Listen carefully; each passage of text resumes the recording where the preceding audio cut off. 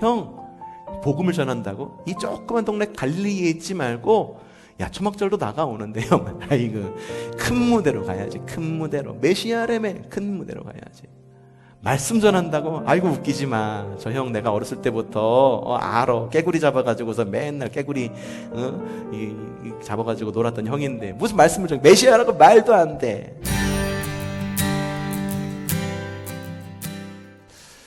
자, 성경 속에는 많은 동명이인들이 있다라고 여러분에게 이미 말씀을 드렸습니다. 우리 지난 시간 말씀을 드린 그 인물 가운데의 대표적인 동명이인 누가 떠오릅니까? 마리아 떠오르죠. 마리아, 어떤 마리아가 있다고 그랬습니까? 예수님의 어머니인 마리아, 그쵸? 또 누가 있어요? 마가 요한의 어머니인 마리아 있고, 막달라 마리아 있고, 베다니의 마리아. 그 마리아란 이름이 참 많습니다. 근데 같은 이름이면서 언어에 따라 다르게 쓰이는 이름도 있습니다. 예수라고 하는 이름, 누구 이름 어디서 많이 들어보셨죠? 어디서 들어보셨어요? 예수라는 이름? 예, 교회에서 들어보셨고, 성경에 써있네. 성경에 써있는 예수님의 이름. 구약 성경에는 예수라고 하는 이름이 어떻게 적히는지 아십니까?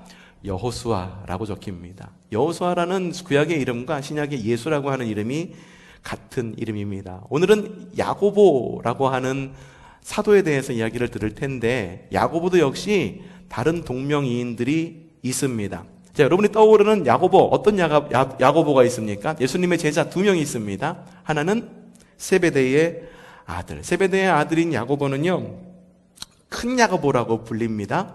그리고 또 누가 있습니까? 알페오의 아들 야고보. 들어보셨나요? 있습니다. 이 야고보는 작은 야고보라고 불리는데, 이 두 야고보는 둘 다 예수님의 제자였죠. 앞에서 말했던 야고보, 큰 야고보는요, 예수님께서 공생애를 하실 때 많은 부분을 함께 했던 야고보였었습니다. 요한의 형제이고, 그리고 베드로와 물고기 잡는 동업을 했던 사람이 누구? 세베대의 아들입니다. 저기 요즘에 한 꽤 오래 전부터 영성 훈련으로 유명한 그런 스페인의 길이 있습니다. 그 길의 이름이 뭐냐면 산티아고라고 하는 순례길이 있습니다. 이 산티아고 순례길이 대략 한 800km 정도 돼요. 물론 어디서 출발하느냐에 따라서 다르지만 한 800km 정도가 되는데, 목적지는 한 군데입니다. 어디냐면은 이렇게 성 야고보 사도의 유해가 묻혀 있는 바로 그 곳. 어디? 산티아고. 산티아고는 칠레의 수도죠? 맞나요? 네. 근데 여기서 산티아고라고 하는 말이 성 야고보라고 하는 말과 같은 말입니다. 이건 큰 야고보를 말하는 겁니다. 작은 야고보 있다라고 그랬죠? 그럼 마지막 야고보, 한 야고보가 누굴까요? 바로 예수님의 형제인 야고보입니다. 성경에는 요 세 야고보가 나옵니다. 물론 다른 야고보도 나와요. 유다의 아버지 이름도 야고보였다라고 이야기를 하는데, 오늘 이야기를 들을 야고보는요, 예수님의 동생이었던 야고보, 예수님의 가족이었던 야고보에 대한 이야기를 들으려고 합니다. 여러분, 예수님의 동생 야고보는요, 초대교회 역사에서 굉장히 중요한 역할을 한 인물이었었습니다. 초대교회라고 말하면 성령 임재 사건 이후에 주님께서 다시 오시겠다라고 말하는, 성령 임재를 딱 받고 나서 시작한 그런 교회를 초대교회라고 이야기를 합니다. 아직 조직이 좀 완성되어져 가지 않고 완성되어져 가는 주님의 공동체가 초대교회라고 말하는데, 많은 어려움들이 있었겠죠. 조직도 없었고 경험도 없었고 교육받은 것도 없었고, 그래갖고 어떤 상황에서 어떻게 해야 될지 잘 몰랐던 그런 교회, 그 교회 가운데에서도 유대 그리스도인들, 그러니까 유대인이었다가 예수님을 구주로 모신 바로 그 유대 그리스도인들이 모였던 예루살렘 교회에서 굉장히 중요한 역할을 했던 것이 예수님의 동생이었던 야고보 사도였었습니다. 또한 야고보가 쓴 성경책이 있습니다. 어떤 성경책을 썼을까요? 어떤 성경책? 오늘 읽었잖아요. 무슨 책? 야고보서. 요한복음 썼나, 야고보가? 마태복음, 아니면 누가복음, 야고보서를 쓴 사람이 야고보 사도입니다. 어떻게 이 야고보가 그런 역할을 할 수 있었을까? 어떤 이들은 그렇게 말합니다. 가족이었으니까 당연히 가족들끼리 모여가지고 가업으로 이어갔겠지. 물론 가족들끼리 이렇게 같은 직종의 직업을 얻게 될 경우에는 많은 좋은 점들이 있기도 합니다. 의사 집안에서는 의사가 반드시 나옵니다.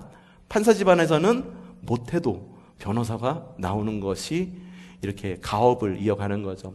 우리나라는 좀 그런 일들이 좀 적어요. 좀 아쉽긴 한데, 일본 같은 경우에는 대를 이어가지고 특정한 일을 이렇게 전해주는 일들이 있습니다. 초밥의 장인 이래가지고 어떤 초밥의 장인은 하루 한 끼를 먹으려면 초밥 몇 개 해가지고 나오는 게 우리나라 돈으로 따지면 50만 원, 60만 원 한 끼에 막 이렇기도 합니다. 초밥 몇 개에 막 이렇기도 해서 굉장히 가업을 이어가는 것에 대한 자랑스러움, 일본 돌을 만드는 것, 우리나라도 막 활도 만들고 대금도 만들고 이런 것들이 대를 이어가지고서 만들어지는 것을 볼 수가 있는데, 물론 장점들도 있습니다.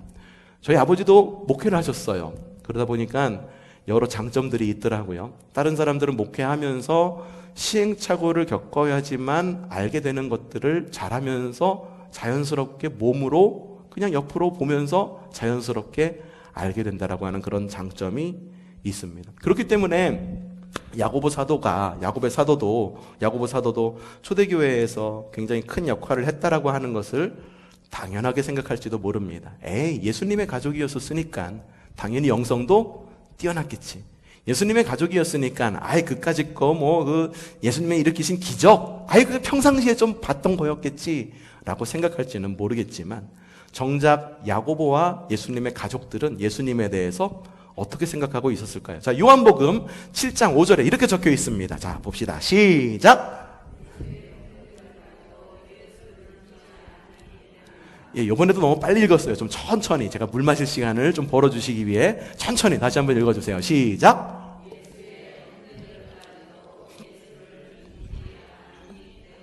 예수님을 믿었대요? 안 믿었대요. 그러니까 야고보에 있어서 예수님은 그냥 혈육이었고 형이었던 거예요. 하람이 하율이가 우리 교회에 열심히 잘 다니고 있는데, 만약에 하람이가 메시아의 길을 가는 거야.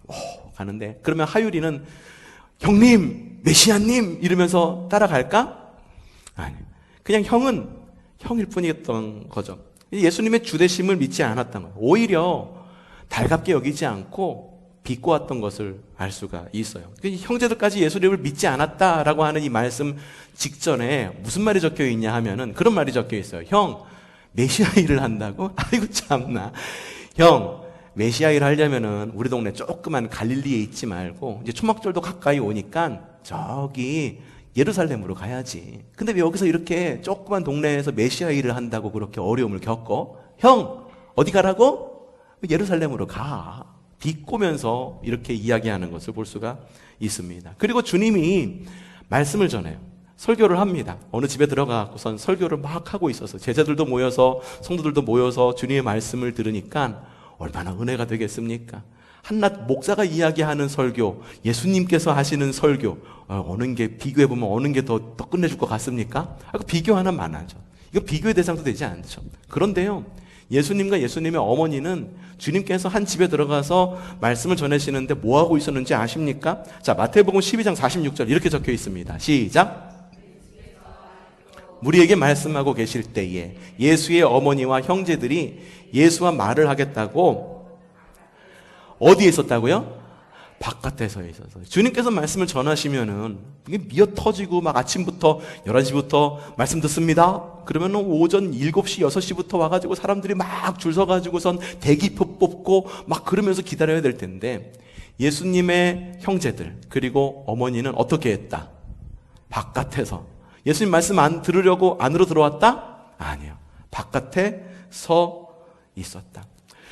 여러분, 우리가 주님의 주되심을 회복할 줄 알아야 돼요. 그게 어디서부터 시작되는지 아세요?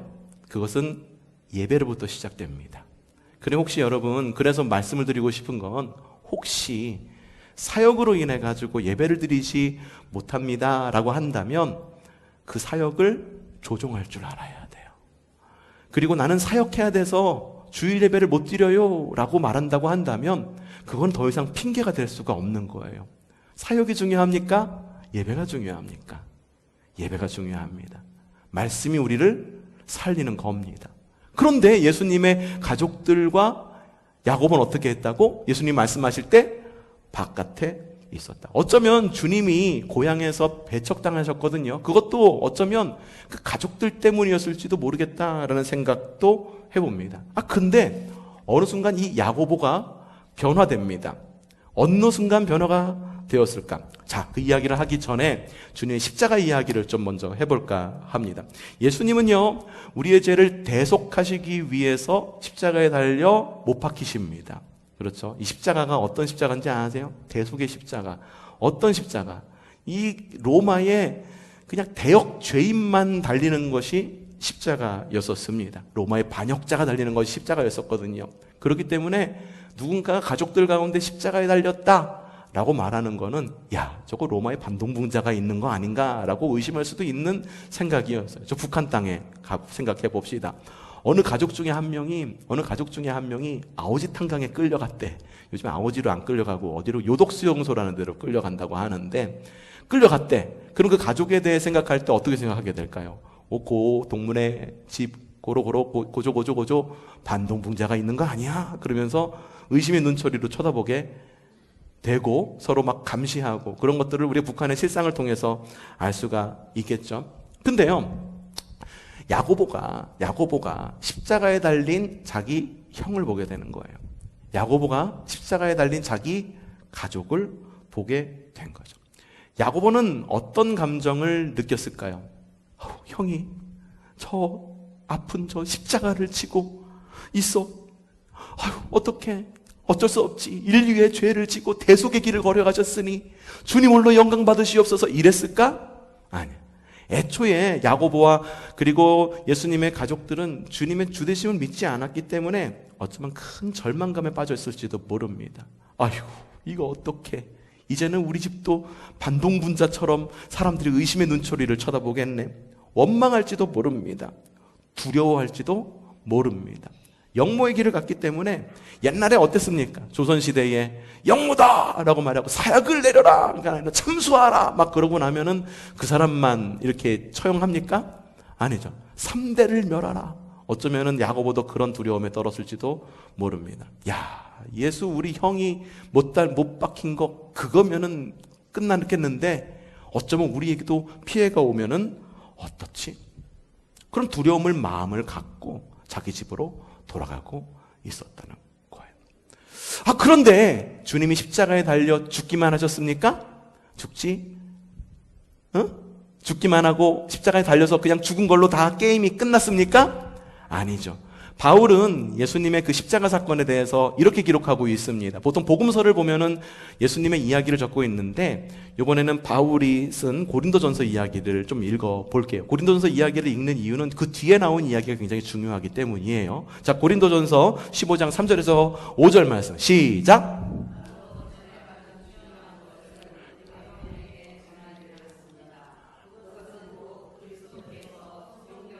우리 죄를 위하여 죽으셨다는 것과 무덤에 그뿐만 아니라 성경대로 사흘날에 살아나셨다는 것과 그리고 게바가 누구요? 베드로가 게바예요. 베드로에게 나타나시고 또 다음에 12제자에게 나타나셨다고 하는 겁니다. 이 말이 뭡니까? 주님께서 다시 살아나셨어. 성경에 쓰여진 대로 죽으셨다가 무덤에 묻히셨다가 살아나셨어. 하늘 영광 버리고 이 땅 위에 십자가를 지시고 죄 사했네. 무덤에서 일어나 하늘로 올리셨네. 주의 이름 높이리. 이런 찬양도 있지 않습니까? 성경에 적혀 있는 대로 주님께서 다시 부활하셨어요. 그런 다음에 사람들에게 나타납니다. 게바라고 불리는 베드로에게도 나타납니다. 그리고 12제자에게도 나타나는데 고린도전서를 읽는 이유가 있다라고 그랬죠. 복음서를 읽지 않고 고린도전서를 읽은 이유, 그 이유는 지금 우리가 읽을 이 성경 때문에 읽는 겁니다. 자, 다음 성경 읽어보죠. 시작! 그 위에 그리스도께서는 한 번에 500명이 넘는 형제 자매들에게 나타나셨는데 그 가운데 덜어는 세상을 떠났지만 대다수는 지금도 살아 있습니다. 다음 말씀. 그 다음에 누구에게? 야고보에게 나타나시고 그 다음에 모든 사도들에게 나타나셨습니다. 야고보가 처음에는 예수님을 주로 믿지 않고 그냥 형은 형일 뿐이고 가족은 가족일 뿐이고 예수님께서 십자가에 달려 돌아가신 이후에 절망감과 패배감과 무서움 가운데 빠져 있었었는데 어느 순간 야고보가 바뀌었을까? 바로 부활하신 주님을 만난 이유. 부활의 주님을 만난 이후에 형에 대한 태도가 바뀌게 됩니다. 그 전까지는 형이었어. 형님. 따라다녔던 형이었어. 아우, 형, 그럴 바에는 예루살렘으로 가. 아우, 형, 그러면 붙잡힌다니까. 아이고, 내 저럴 줄 알았어. 십자가에 달릴 줄 알았어. 그랬던 야고보가 부활하신 주님을 만난 이후로 어떻게 바뀌느냐. 오늘 읽은 말씀 다시 한번 읽어보도록 합시다. 야고보서 1장 1절 말씀 시작. 주 예수 그리스도의 12지파에게 문안을 드립니다. 하나님과 주 예수 그리스도의 무엇인 종인 야고보라고 이야기해요. 그 전까지는 야고보는 예수의 동생, 예수님의 동생이었는데 예수님은 야고보의 형이었는데 야고보가 생각할 때 예수님은 형이었는데 부활하신 예수님을 만난 이후에 어떻게 바뀝니까? 하나님과 주 예수 그리스도의 종이라고 스스로가 그렇게 고백하고 있는 것을 볼 수가 있어요. 여러분, 야고보는요 부활의 주님을 인격적으로 만난 이후에 예루살렘 교회의 중요한 리더십으로 성장하게 됩니다. 유대 그리스도인들은요 야고보 사도를 엄청 신뢰했습니다. 그래서 예루살렘 교회에서 무슨 결정을 하려고 그럴 때 야고보 사도 이건 어떻습니까? 저건 어떻습니까? 물론 예루살렘 교회에는 베드로도 있었습니다. 그래서 베드로와 야고보가 힘을 합해서 정말로 많은 결정을 내리고 예루살렘 교회를 엄청 잘 이끌어 갔습니다. 하루는 이런 일이 있었어요. 바울이 이방인 선교를 마치고 이 교회로 돌아왔는데 안디옥 교회가 갑자기 생각이 안 났었어요. 안디옥 교회로 돌아왔는데 안디옥 교회가 난리가 난 거예요. 왜 난리가 났나 봤더니만은 이거 할례도 받지 않은 유대인한테 예수 그리스도의 복음을 전하는 게 맞는 거야, 안 맞는 거야? 예수님도 유대인이었잖아. 그 유대인에게 복음을 전하는 게 맞는 거 아니야? 맞아? 틀려? 그러면서 이 안디옥 교회가 난리가 난 거예요. 그래서 바울과 함께 바나바 그리고 여러 사람들을 보내서 여러 사람들을 예루살렘 교회로 보냅니다. 예루살렘 교회는 유대 그리스도인들이 모였다고 그랬으니까 유대인의 전통을 가지고 있었겠죠. 여기 가서 판단을 받아보자 라고 해가지고선 이 예루살렘 교회로 가게 돼요. 바울이 어땠겠습니까? 마음이 되게 무거웠을 거고 분명히 자기는 자기의 사명이라고 여기고 이방 그리스도인들에게 복음을 전했는데 이런 일이 일어나니까 말이죠. 재판이 열린 거예요. 자, 땅. 지금부터 피고 피고 바울과 그 피고 바나바의 재판이 열리도록 하겠습니다. 증인들은 들으십시오. 바울과 바나바가 이방인들에게 복음을 전하는 것을 목격하신 분이 있다라고 들었는데 어디 있습니까? 저요, 제가 봤습니까? 아니, 어떻게 이방인들에게 복음을 전합니까? 그건 말도 안 됩니다. 예수님도 유대인이었었고, 그리고 우리의 그 유대인의 율법 안에서, 유대인의 성전 안에서 예수님이 그리스도인 거지. 어떻게 유대교를 떠나갖고선 그리스도가 있을 수 있겠습니까? 사람들이 막 손가락질하면서 재판장이 난리가 난 거예요. 그때 땅 망치를 치면서 누가 일어났을까? 베드로와 야고보 사도가 일어납니다. 자, 여러분 들으십시오. 구약 성경에 보니까 하나님께서 이방인들에게 또 그 메시아를 보내시겠다고 구약 성경에 적혀 있습니다. 그러니 바울과 바나바가 이방인들에게 복음을 전하는 것은 합당한 일입니다. 그러니 이방인들에게 할례해라, 성전의 전통을 지켜라, 이거 강요하지 맙시다. 그들은 그들의 믿음대로 잘 성장할 수 있도록 우리 기도로 함께 빌어주십시다 라고 말하면서 이 야고보 사도가 바울을 적극적으로 변호합니다. 그러면서 이방인 선교의 길을 공식적으로 열어주는 거예요. 또 야고보 사도가 어떤 일도 했습니까? 어떤 책을 썼다고요? 마태복음 썼죠? 고린도전서 썼죠? 요한계시록 썼잖아요. 에이, 창세기 썼잖아요. 아이, 신명기 썼잖아요. 아니에요? 무슨 책? 야고보서를 썼다는 거예요. 이 야고보서가 굉장히 중요한 책입니다. 왜 중요한지 아십니까? 바울 서신에서 늘 뭐라고 얘기하냐면, 우리 이렇게 이야기합니다. 따라합시다. 신, 칭, 의. 칭의가 뭐예요? 예수님을 믿음으로 우리가 의롭다 여김을 받는 구원이 바로 칭의잖아요. 무엇으로?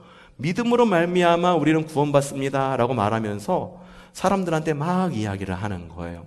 근데 야고보 사도가 이렇게 지내다 보니까 사람들에게 이게 믿음으로 구원받는다라고 하는 것에 맹점이 있더라고. 믿음으로 구원받는다라고 말하면은 어떻게 우리가 생각해야 되냐 하면은 이렇게 생각해야 되는 거야. 그래, 우리는 믿음으로 구원받았으니까 주님 마음에 합하게 잘 살아야 돼.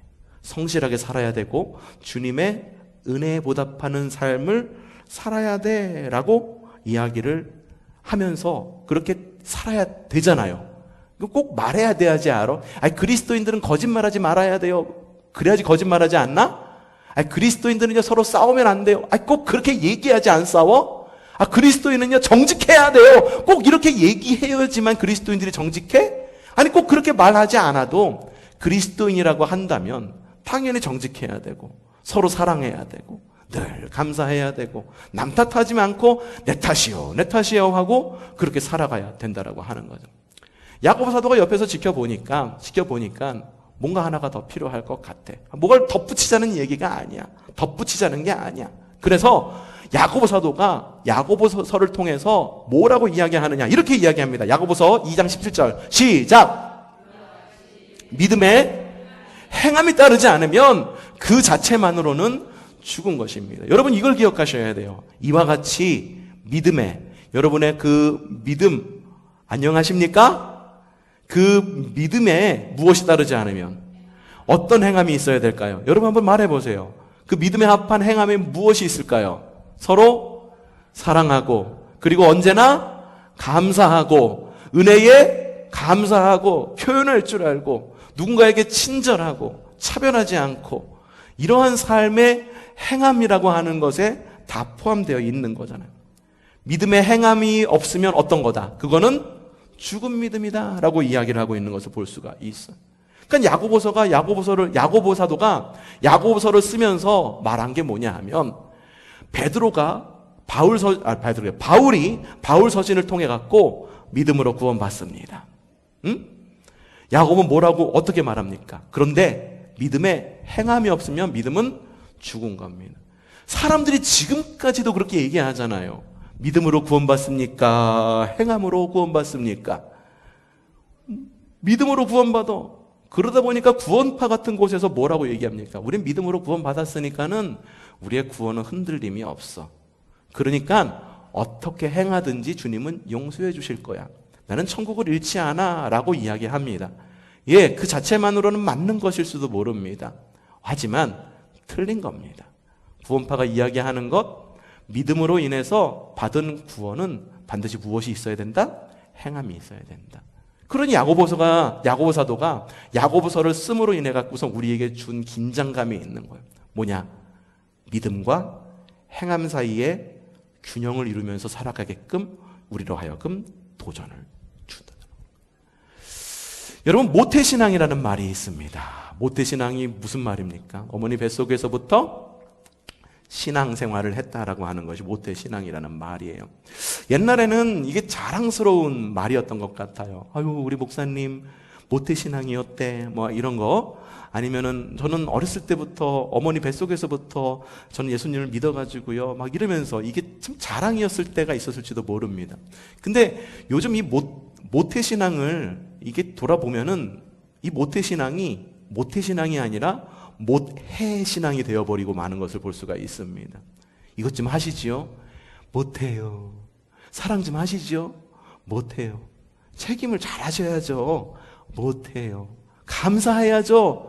못해요. 기뻐하세요. 못해요. 어렸을 때부터 그냥 믿음으로만 구원받은 것만 알았지 우리의 삶 가운데에 감사의 열매, 사랑의 열매가 맺혀야 된다는 것은 까맣게 있고 그냥 묻혀서 그렇게 살아왔다라고 하는 것을 볼 수가 있죠. 여러분 기억하십시오. 그리스도인은요, 모태로부터 태어나는 것이 아닙니다.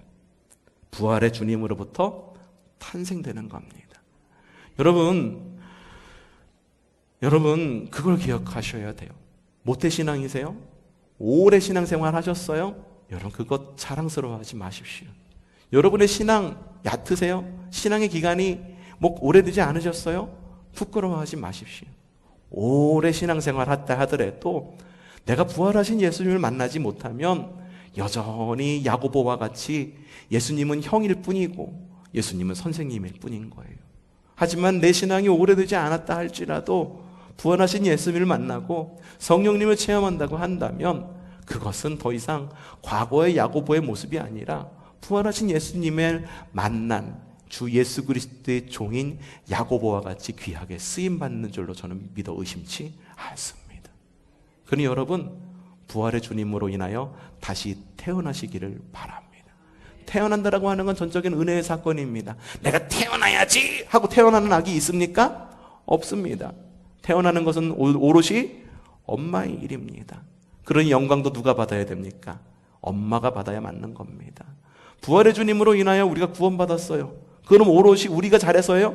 우리의 믿음이 우리를 구원한 거지 그렇게 말할 수 있습니까? 없어요. 그냥 주님의 은혜가 있었기 때문에 내가 구원받은 거지 겸손해질 수밖에 없는 거죠. 그러니 여러분 오늘 야고보 사도의 이야기를 들으면서 두 가지 함께 기억하시기를 바랍니다. 첫째, 그리스도인으로 타고난 사람은 없습니다. 제가 처음에 설교 여러분에게 인트로를 할 때 성경 가운데 동명이인이 많다라고 이야기하면서 야고보에도 동명이인이 많다고 그랬죠? 그리고 또 동명이인 말고 구약의 이름과 신약의 이름이 원래는 같은 이름인데 다르게 쓰인다라고 하는 것을 말씀을 드린 것도 기억하고 계시죠? 대표적인 게 구약의 여호수아 이야기하면서 신약에서는 어떻게 쓰였다? 예수라고 쓰였다라고 말씀을 드렸잖아요. 야고보란 이름이 구약에서는 어떻게 쓰인지 아세요? 오! 어떻게 하셨어요? 크게 얘기하셔. 어떻게 하셨어? 뒤에서 알려줬어요? 난 또 예습한 줄 알았지. 주보에 다 나와 있으니까 예습한 줄 알았지. 먼저 읽어보는 게 우리에게 은혜가 됩니다. 여러분 야고보란 이름은요, 야고보라고 하는 이름은 히브리식 이름인 야곱의 헬라식 표현이에요. 그리스식 언어예요. 영어로 Daniel, 그렇죠? 우리말로 뭐라고 말합니까? 다니엘이라고 말하는데 이걸 한자로 쓰면 어떻게 얘기하는지 아세요? 한자로 단열이라고 이야기합니다. 단열 말고 지배하는 단열 말고 단열이라고 이야기를 해요. 같은 이름인데 우리나라에 들어와서 한문으로 바뀌니까는 바뀌죠. 사무엘이라고 하는 이름은 한자로 뭐라고 쓰는지 아세요? 삼열이라고 하는 말 들어보셨죠? 김삼열, 나삼열, 무슨 삼열 이름 들어보셨을 거예요. 삼열이라고 하는 이름은 사무엘의 한자 이름이에요. 여러분 야고보라고 하는 이름도 마찬가지예요. 야곱의 이름의 로마식 이름입니다. 그럼 그 뜻이 뭐겠습니까? 야곱의 이름의 뜻이 뭡니까? 야곱이 뭐였어요? 야곱이 뭐한 사람이에요? 태어날 때부터 형의 발목을 잡은 자. 그래서 야곱의 뜻이 이름이 뭐요? 발목 잡은 자라는 뜻을 가지고 있었잖아요. 여러분 야고보도 역시 마찬가지예요. 부활하신 예수님을 만나기 이전에는요, 어쩌면 예수님의 발목을 잡는 사람이 아니었을까라는 생각이 들어요. 형, 복음을 전한다고? 이 조그만 동네 갈릴리에 있지 말고 야 초막절도 나가오는데 형, 아이고 큰 무대로 가야지. 큰 무대로 메시아라며 큰 무대로 가야지. 말씀 전한다고? 아이고 웃기지 마. 저 형 내가 어렸을 때부터 알아. 깨구리 잡아가지고서 맨날 깨구리 잡아가지고 놀았던 형인데 무슨 말씀을 전해. 메시아라고 말도 안 돼. 그래서 예수님 말씀 전할 때 밖에 서 있고 앞에서 또 얘기했잖아요. 어쩌면은 가족들의 이러한 태도로 인해서 주님께서 고향에서는 인정받지 못하는 것. 하지만 부활의 주님을 만난 이후에는 바뀝니다. 발목을 잡은 자가 아니라 발목을 잡힌 자로 살아갑니다. 예수님으로 인해 발목을 잡힌 자, 스스로를 주님의 종이라 이야기하고 예루살렘 교회의 리더십으로 세워집니다. 이 야고보 사도의 별명이 뭔지 아세요? 늙은 낙타 무릎이었었어요. 왜 늙은 낙타 무릎이었을까? 얼마나 무릎 꿇고 기도했으면 그 무릎의 모양이 늙은 낙타 무릎처럼 그렇게 굳은 살이 다 베겨가지고 있었기 때문에, 그래서 늙은 낙타 무릎이라는 별명도 얻었다는. 여러분, 그리스도인들도 마찬가지입니다. 여러분, 그리스도인도요, 부활의 주님의 공로로 탄생되는 것입니다. 여러분, 부활의 주님을 만날 때 온전한 그리스도인으로 태어나는 것을 믿으시기를 바랍니다. 그리고 부활의 주님을 만나십시오. 늘 십자가에 있는 주님. 천주교 십자가 저는 마음에 안 들어. 왜 마음에 안 드는지 아세요? 이 개신교 십자가와 저기 천주교 십자가가 좀 달라요. 어떻게 다른지 아세요? 유심히 보셨어요? 못 보셨어요? 개신교 십자가는요, 그냥 십자가 모양이에요. 근데 천주교 십자가에는 좀 달라요. 어떻게 다른지 아세요? 거기에 예수님이 달려 있어. 우리의 신앙도 너무 비슷하지 않나 싶어. 과거에 돌아가신 예수님만 붙들고, 과거에 있었던 신앙만 붙들고, 앞으로 나아가지 못하고, 부활의 주님을 만나지 못하고, 늘 죽은 주님, 무덤 속에 있는 주님. 그래서 나의 믿음도 역시 무덤 속에 있는 믿음으로 하루하루를 살아가고 있지 않은지를 돌아보게 됩니다. 여러분에게 말씀드리고 싶습니다. 돌아가신 주님 만나지 말고 지금도 생생하게 두 눈 부릅뜨고 살아계신 예수님을 만나는 여러분들 되시기를 바랍니다. 에베소서 2장 8절에 이렇게 적혀 있습니다. 읽어봅시다. 시작!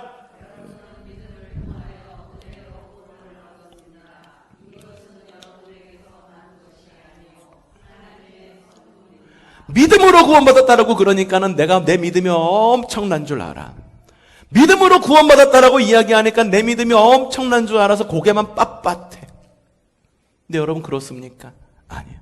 우리의 구원은 결국 하나님의 은혜로 말미암아 시작된 것임을 믿으십시오.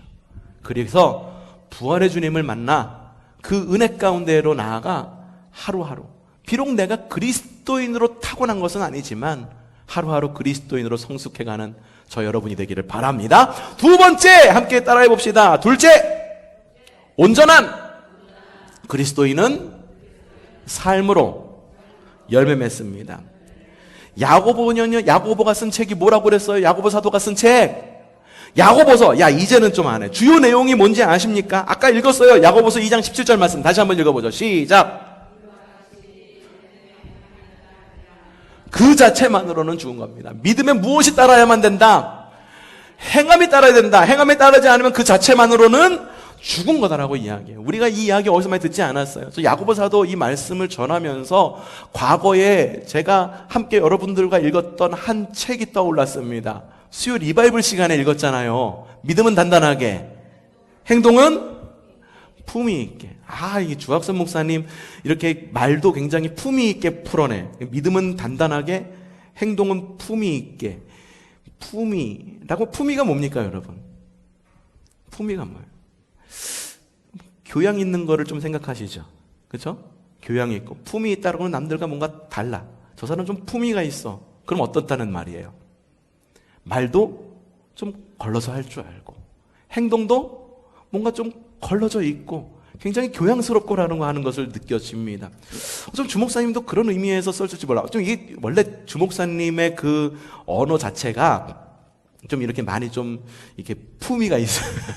품위가 있어. 그러다 보니까 부드럽게 이야기했는데 아마 저 같으면 그렇게 얘기했을지 몰라. 믿음은 단단하게, 행동은 꼭 해라. 뭐 이런 식으로 바꿨을지 모르겠는데 어쨌든 그래요. 거기에 내용이 뭐였는지 아세요? 주요 내용이 이렇습니다. 시험 가운데 있느냐?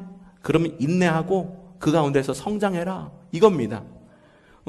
그리고 듣기는 빨리 하고 말하기는 어떻게 해라? 여러분, 듣기는 빨리 하고 말하기는 천천히 하시는 지혜가 있기를 바라요. 보통 사람들 반대로 해요. 듣기는 어떻게? 느리게. 말하기는 어떻게? 듣기 무섭게 그냥 팍 튀어나가는. 그래서 얼마나 많은 문제들이 생겨납니까? 그리고 말씀을 듣기만 하지 말고 어떻게? 실천해라. 지금 여기 나와 있는 거, 저기 믿음은 단단하게, 행동은 품위 있게 나온 거 제목 쭉 읽어드리는 거예요. 사람을 차별해라. 맞죠? 차별하지 말아라. 또 싸우지 말아라. 그리고 온유한 마음을 가져라. 이게 믿음은 단단하게 행동은 품위 있게 나와 있는 제목들이에요. 이 제목들이 떠오르더라고요. 여러분, 우리가 믿음이 있다라고 해서 자만하지 말고 그 믿음을 삶으로 풀어내시기를 바랍니다. 삶으로 살아내시기를 바랍니다. 시험 가운데 인내하고 성장하십시오. 듣기는 빨리 하고 말하기는 느리게 하십시오. 사람을 차별하지 마십시오. 싸우십시오. 싸우지 마십시오. 버럭하십시오. 온유하십시오. 그렇게 믿음을 삶으로 열매 맺기를 바랍니다. 온전한 그리스도인이란 어떤 그리스도인일까요? 왜 뒤에 있는 말씀을 읽으려고 앞에 있는 말씀을 좀 통째로 좀 읽어야 될 것 같아? 왜냐하면 앞에는 하지 말라는 내용이 나와 있거든. 무엇을 하지 말아야 되는지 우선 읽어봅시다. 갈라디아서 5장 16절에서 21절 말씀 시작! 내가 또 말합니다. 여러분은 성령께서 인도하여 주시는 대로 살아가십시오. 어떻게? 누가 인도하시는 대로? 성령님 누구십니까? 내 안에 계신 예수님이잖아요. 성령님께서 인도해 주시는 대로 살아가십시오. 그러면 육체의 욕망을 채우려 하지 않아. 우리가 육체의 욕망을 채우려고 하는 이유가 뭐라는 거예요? 내 안에 계신 성령님의 뜻에 따라 살아가지 않기 때문에 내 욕망을 채우려고 1차적 욕망만 채우려고 살아간다는 거 말하는 거 아니에요. 그리고 그러면 육체의 욕망을 채우려 하지 않을 것입니다. 육체의 욕망은 성령을 거스르고 성령이 바라시는 것은 육체를 거스릅니다. 계속 이 둘이 서로 적대 관계에 있으므로 여러분은 자기가 원하는 일을 할 수 없게 됩니다. 그런데 여러분이 성령의 인도하심을 따라 살아가면 율법 아래 있는 것이 아닙니다. 육체의 행실은 환히 드러난 것들입니다. 여러분, 육체의 행실들은요, 여러분들이 숨기려고 해도 숨길 수가 없어요. 이미 드러나요. 말에서 드러납니다. 행동에서 드러납니다. 그냥 모든 것이 드러나게 되어 있어요. 뭡니까? 환히 드러난 것이 무엇입니까? 곧 음행, 더러움, 방탕, 우상숭배, 마술, 원수매즘, 다툼, 시기, 분냄, 분쟁, 분열, 파당, 질투, 술취함, 흥청망청 먹고 마시는 노름, 그와 같은 것들입니다. 내가 전에도 여러분들에게 경고하였지만 이제 또다시 권면합니다. 설교합니다.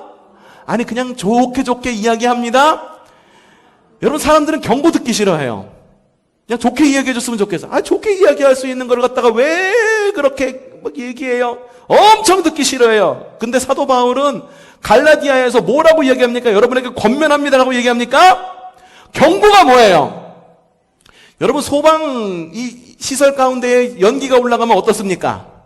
연기가 올라가면 무슨 소리를 내요? 그냥 띄워주시면 돼요. 이거 그냥 띄워주시면 되고, 뭐라고 어떻게 울립니까? 불이 났어요. 빛이 나세요. 어머, 연기가 많이 찼네요. 어떡하나요? 아이고, 마음은 힘들겠지만, 가구들은 타겠지만, 그래도 목숨이 중요하지 않습니까? 어서 피하십시오. 라고 이야기합니까? 아니잖아. 어떻게 울려? 여러분, 이게 경고예요. 이게 경고. 바울이 경고하는 거예요. 뭐라고? 이런 짓을 하는 사람은 뭐라고 경고합니까? 하나님 나라를 상속받는. 여러분, 무서운 말이잖아요. 그러면서 어떤 열매를 맺으라고 이야기하느냐? 요 말씀 바로 다음 말씀입니다. 읽어보죠. 시작. 그러나 사랑과 기쁨과 화평과 인내와 친절과 선함과 신실과 온유와 절제입니다. 이런 것들을 막을 법이 없습니다. 여러분, 온전한 그리스도인은 삶으로 열매를 맺습니다. 여러분, 갈라디아에서 이야기한 것, 그리고 야고보서에서 이야기한 것. 야고보서에서 뭐라고 얘기해요? 믿음을 행실로 보여주십시오. 갈라디아에서 뭐라고 말합니까? 야, 육신에 따라 살아가는 것, 그거 하지 마. 그거 하면 하나님 나라 잃어버릴 수도 있어. 라고 말하면서 무슨 열매를 맺으라고 합니까? 성령의 열매를 맺으래요. 지금 이게 세번역이라 갖고 여러분이 익숙하지 않죠? 개역개정 성경에 뭐라고 말했습니까? 그냥 앞 글자만 따라 합시다. 제가 지난번에 우리 지금 수요 리바이블 시간에 초대교회 7교회 얘기했잖아요. 한번 얘기해 봅시다. 자, 시작. 에서보도 사빌라 이야기했어요. 이래도 비슷한 거 알고 있어요. 뭔지 아세요? 수금지화 목토 천해명. 명왕성 요즘에 안 하더라고. 뭔지 모르시나요? 그래요. 이거 지금 태양계 순서인데 요것과 같이 외우면 되는 거예요. 옛날 성경으로 이 성령의 9가지 열매 따라합시다. 사, 희, 화, 인, 자, 양, 충, 온, 절. 자, 함께 시작. 사, 희, 화, 인, 자, 양, 충, 온, 절. 이 9가지 열매를 맺으시기를 바랍니다. 여러분, 그리스도인은 반드시 이 9가지 열매를 맺어야 됩니다. 여러분, 부활하신 주님을 만나십시오. 부활하신 주님은 지금도 여러분들과 만나고 계십니다. 무덤 속에 잠자는 예수님 만나지 마십시오. 무덤 속에 잠자는 예수님 만나면은 여러분 절망감일 뿐입니다. 마리아가 닫혀진 무덤을 보았을 때는 절망감에 빠졌어. 야, 좀 있으면은 안식일도 오는데 이거 어떻게 해야 돼? 걱정이 많았지만 부활하신 예수를 만난 다음에는 놀랍도록 주님의 복음을 전하는 주님의 사도도 못했던 일들을 놀랍도록 한 것을 볼 수 있지 않습니까? 부활의 주님을 만나십시오. 그리고 지금도 생생히 살아가셔서 우리 마음속에서 말씀하고 계시는 성령님의 말씀에 따라 성령의 열매를 맺고 사는 저 여러분이 되기를 바랍니다. 이번 한 주 어떻게 살아가시겠습니까? 승질나면 지르면서 살아가세요? 승질나면 막 지르세요? 야, 이웃이 나 속상하게 하면 같이 속상하게 하세요? 아니에요? 그냥 내 이득이 되는 일이면 그냥 물불 가리지 않고 가서 막 일도 하고 막 그러세요? 아니에요? 아니에요. 성령의 9가지 열매 충성되이 맺어서 주님 앞에 갔을 때 부끄럽지 않은 그리스도인으로 구원받는 저 여러분이 되기를 주님의 이름으로 축복합니다. 내가 주께